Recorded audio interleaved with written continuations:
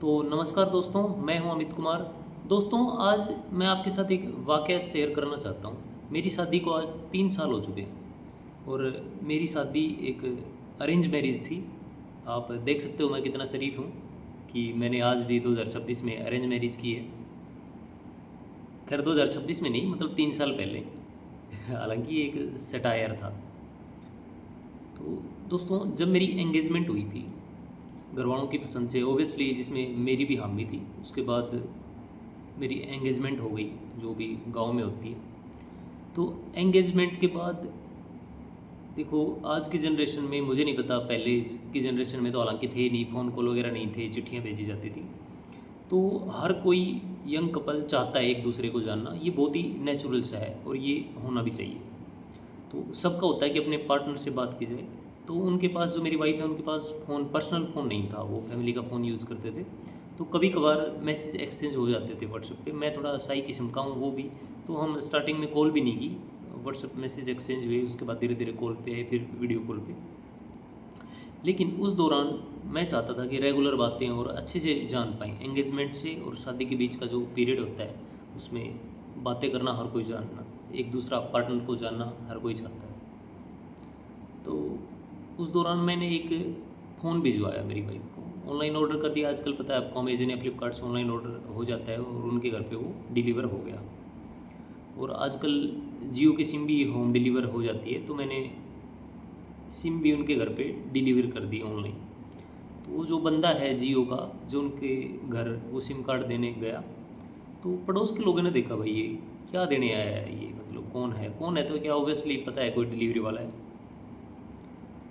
तो उन्होंने भी देखा, तो ये घर में पता लगा होगा उनको, मेरे जो ससुर जी हैं, उनको भी पता लगा कि भाई ऐसे ऐसे सिम कार्ड दिया। तो वो काफ़ी नाराज़ हो गए।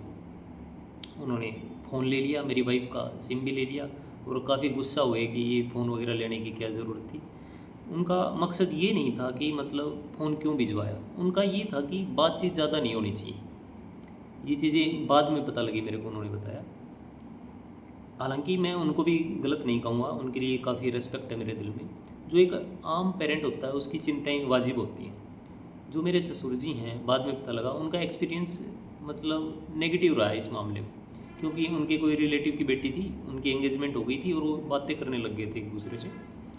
तो एक स्टेज ऐसी आई कि उनकी बातें बिगड़ गई और उन्होंने एंगेजमेंट तोड़ ली।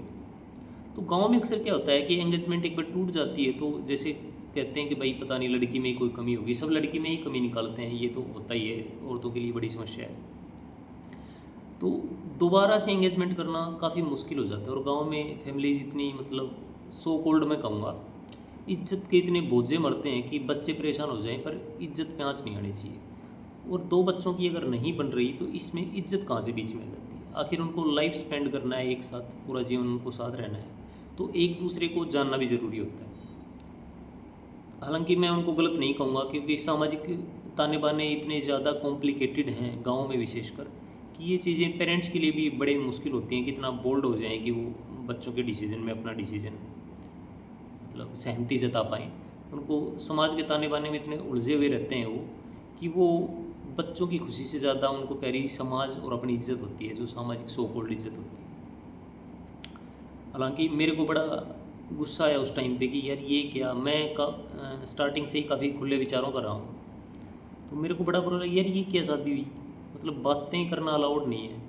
वो बिचौले थे, जो मेरे मामा जी हैं, दूर के मामा जी, तो वो बिचौले थे। उनको भी मेरे ससुर जी ने कहा कि ऐसे ऐसे फ़ोन भेजा है, तो ये गलत बात है, उनको समझा लेना।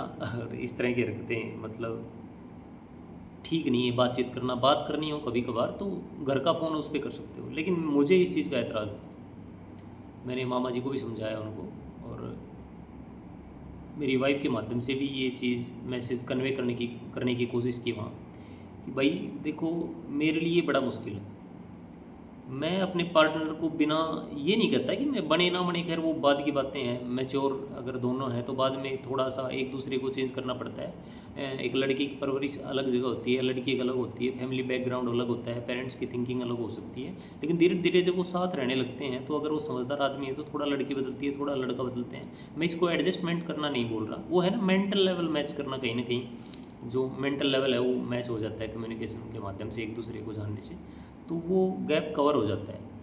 लेकिन मेरा कंसर्न ये है कि चलो मेरे केस में सब ठीक रहा, बाय गॉड ग्रेस मैं 3 साल से हम हैप्पीली मैरिड हैं और हमारी एक डॉटर भी है काफ़ी प्यारी सी 10 महीने की।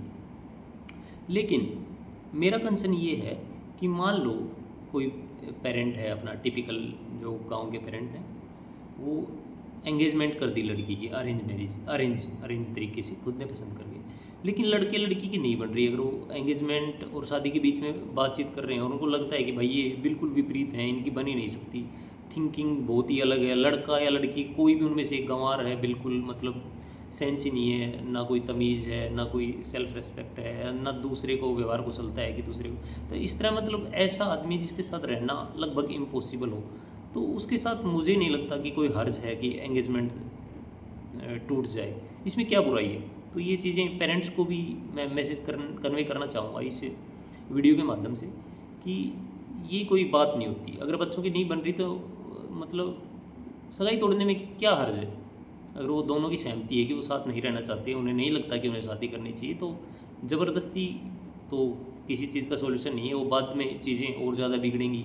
शादी के बाद अगर तलाक वगैरह होता है तो वो काफ़ी कॉम्प्लिकेटेड हो जाता है, और उस दौरान फिर ऐसे फोर्स भी किया जाता है कि भाई साथ रहो, कोशिश करो, बच्चे होने के बाद तुम्हारी बनने लग जाएगी, लेकिन उस दौरान बच्चा भी हो गया और फिर भी डाइवोर्स हो गया, तो आपको बहुत पता है कि लीगल तरीके कितने कॉम्प्लिकेटेड हैं।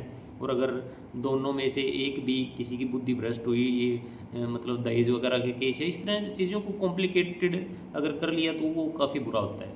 तो और अपने बच्चों की खुशी भी देखनी चाहिए, पेरेंट्स को, विशेषकर लड़की के पेरेंट्स को ज़बरदस्ती तो नहीं करनी चाहिए शादी। और अगर लड़की खुश है तो अलाउ करना चाहिए, नहीं भी है मान लो यार, मतलब अरेंज मैरिज है ना, वो एक दूसरे को जानते नहीं, और कोई भी आदमी फ़ोन पे या वीडियो कॉल पे बात करता है तो अपनी असलियत सामने नहीं दिखाता, सब बनावटी बातें करते हैं। असलियत तो साथ रहने के बाद ही पता लगती है। लेकिन कोई आदमी ऐसा है कि उसकी असलियत पहले ही ऐसा लग रहा है कि इसके साथ नहीं रहा जा सकता, तो उसको पहले ही टाटा बाय बाय बोल देना चाहिए, बजाय कि अपनी ज़िंदगी को नरक बनाया जाए।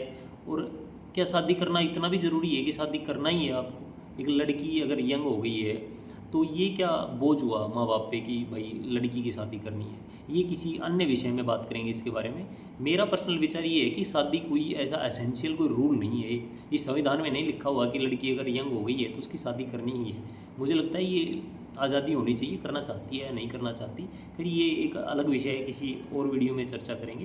तो अभी के लिए तो यही था कि बच्चों की खुशी में खुश होना चाहिए, और इस तरह ये रूढ़िवादी सोच है, ये पुराने पेरेंट्स को छोड़नी चाहिए और अपने बच्चों की खुशी में उनको शामिल होना चाहिए।